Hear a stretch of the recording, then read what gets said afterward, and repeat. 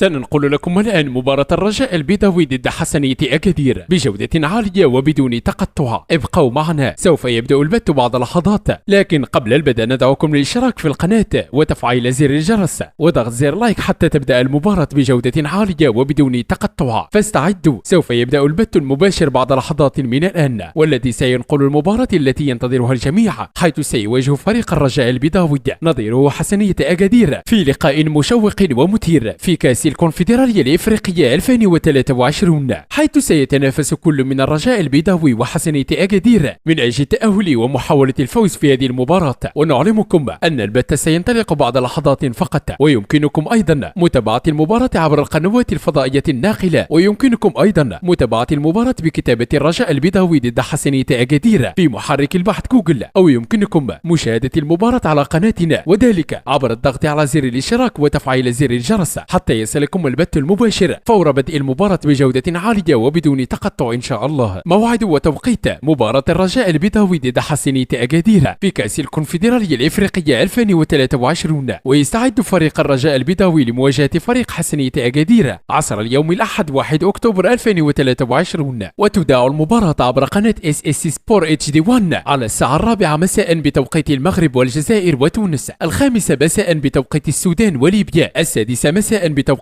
مصر والسعودية والكويت وقطر والعراق والبحرين، اليمن وسوريا ولبنان والأردن وفلسطين، 7 مساء بتوقيت الإمارات وسلطنة عمان.